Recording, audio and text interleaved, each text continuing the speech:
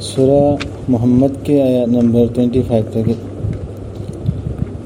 औज़ु बिल्लाहि मिनश शैतानिर रजीम। बिस्मिल्लाहिर रहमानिर रहीम।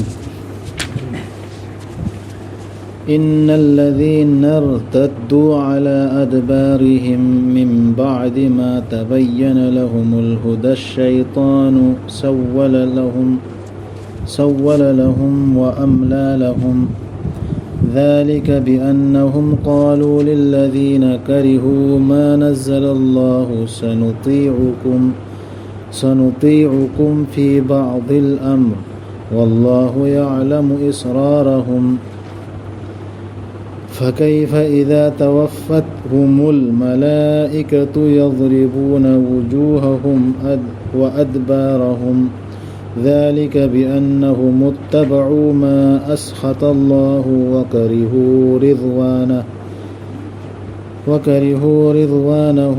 فأحبط أعمالهم أم حسب الذين في قلوبهم مرض أن لن يخرج الله أضغانهم ولو نشاء لأريناكهم فلعرفتهم بسيماهم ولتعرفنهم في لحن القول والله يعلم أعمالكم ولنبلونكم حتى نعلم المجاهدين منكم والصابرين ونبلو أخباركم إن الذين كفروا وصدوا عن سبيل الله وشاقوا الرسول من بعد ما تبين لهم الهدى لن يضروا الله شيئا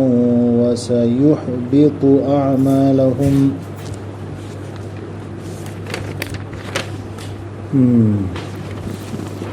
Tasengnamak matung onsallamduna hankibasingdu makoida lamjing haibadu mayek sienglaba matungda shaitanna insanbani makoida adumna tawnaba aduna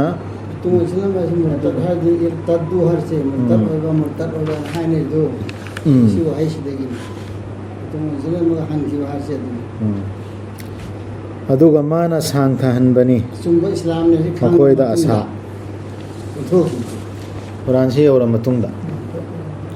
sini lamjing haidu mayek siena khange yawre aduga onthoktuna chakhiba mido murtad harsi siksin adugidu shaitan ne insin bane makoida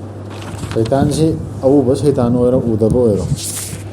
insin le adoge makhoi se asa sange ba dunia sira asa si makhan asa sangbadu sisu kariyamani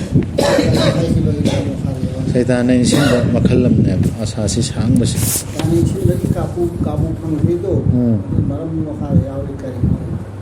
madu makoina Allah na thadarakibadu tukatchabasingda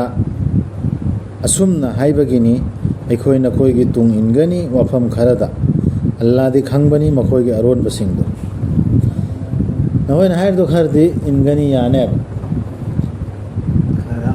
maslahat kharadi yadre karigino dai koiga chanade aikoigi ijat mangi aikoigi charon suron samna rakho yarakte aduna kharamdadi compromise tawbungammo kharamdi yage chumi fazai na hoidu haidana ju adum haina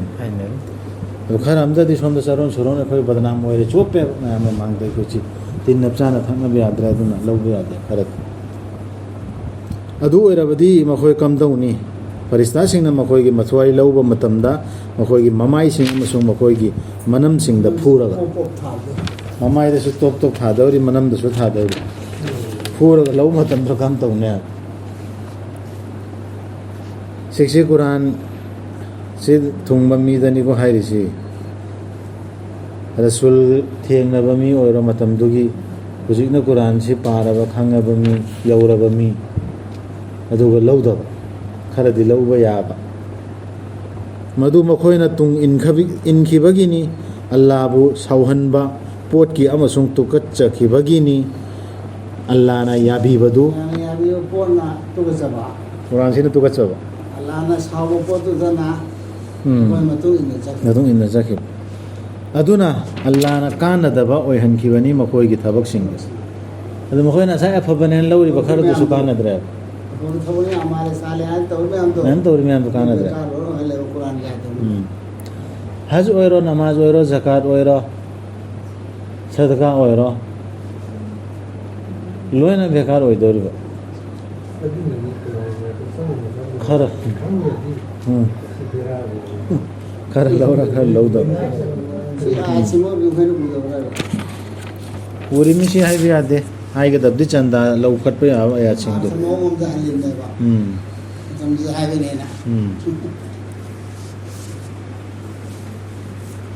नत्रगा मखोइगी थमोइसिंगदा अनाब लैबसिंगना खनबरा मदुदी अल्लाहना कैदौनुंगदसु पुथोरकलोय हाइना मखोइगी अरोटप फत्तब वखलसिंग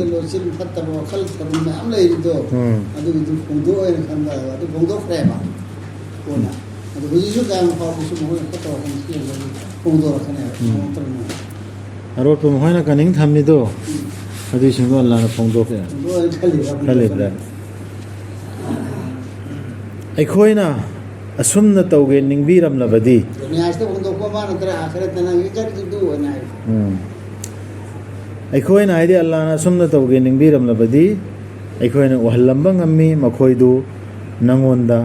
अदु ओइरबदी नंगना खंगलमगदबनी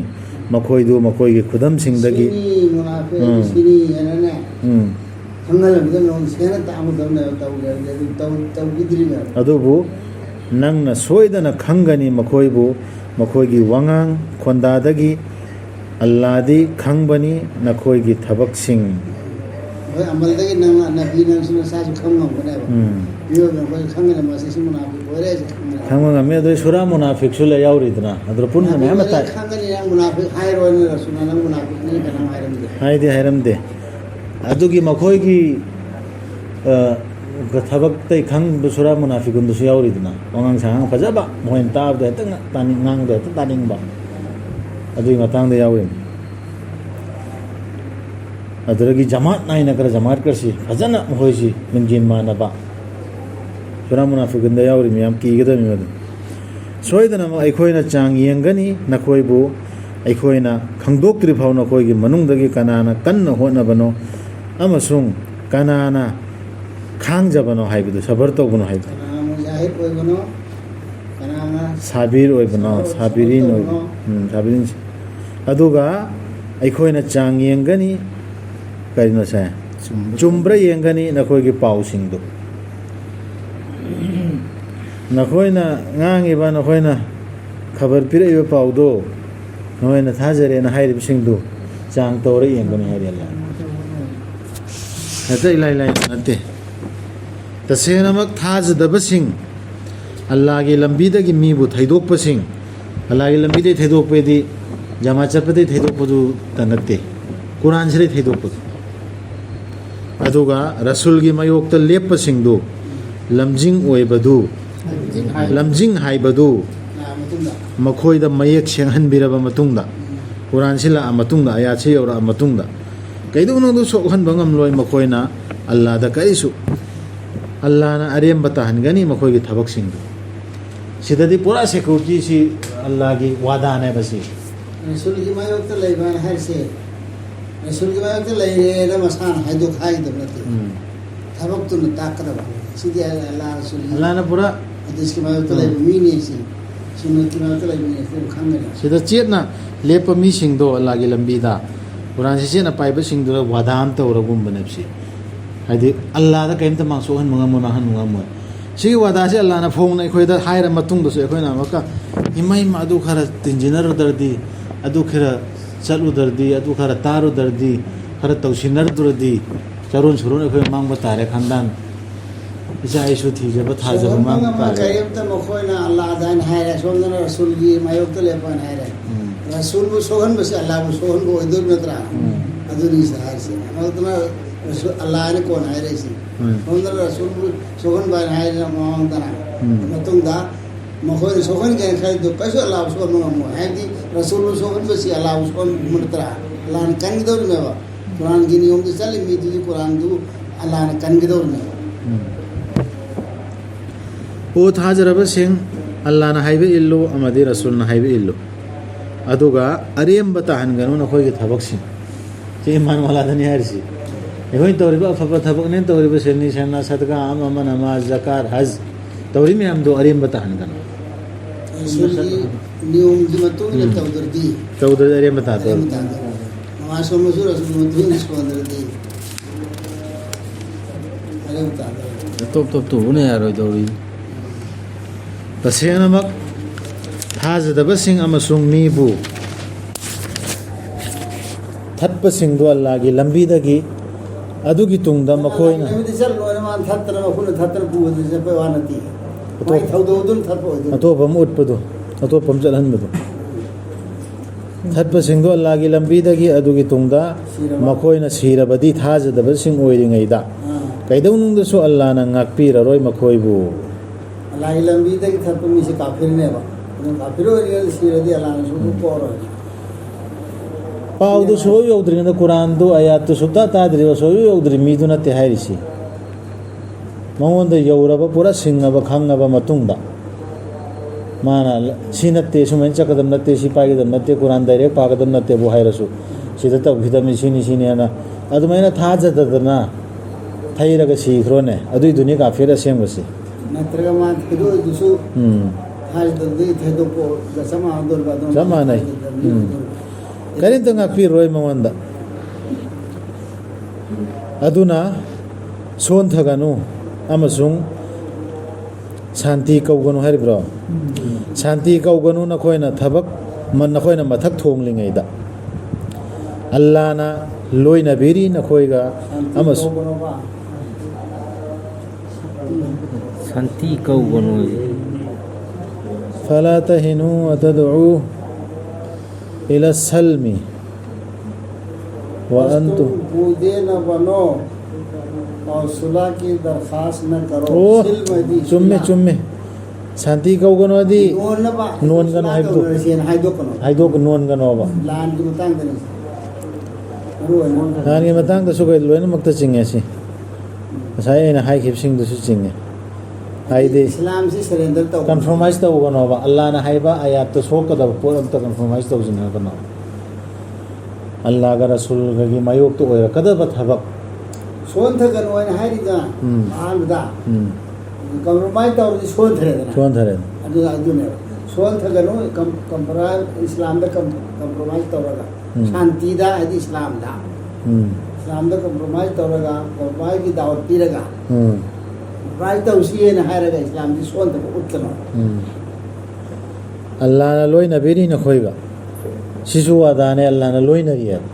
Islam da chap chan lepami Quran sida amasung kaidonung da su Allah na matpi roi na khoi gi thabak sing gi mana laibang punsi di sumna gi sanaba amasung nungai thokpani na khoi na thajarabadi amasung Allah bu ki jarabadi Allah na pibi gani na khoi da na khoi gi awamal sing aduga piyu haibi roi na khoi da na khoi gi nachak naral sing दुनिया से यदि मचा मरन पैसा नुकसा खर्च तौर तो फंगना दिसी तो अल्लाह ने कहते थौरो है पीरो हाइरो है अल्लाह ने नखोइदा मधु पियो हाइरबदी अदुगा नखोइदा कन्न नमलबदी नखोइना लिक्सन गनी मधुता अल्लाह ना उत्थोकनी नखोइगी अरोटप फत्तब वखल सिंधु लिखपे वखल इंसान न पिसोन है नम रहा है तार जो लिखसिंग है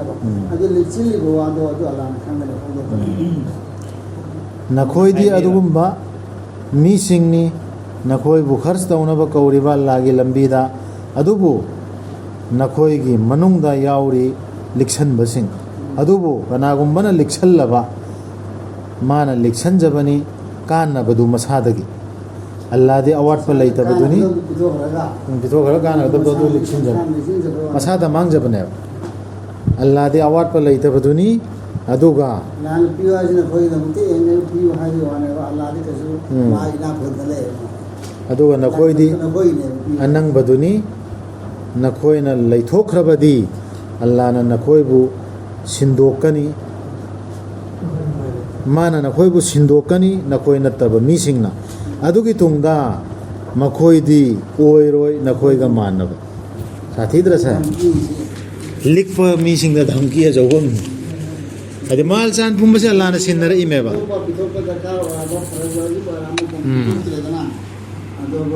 सदक़ल्लाहु अलअज़ीम limpo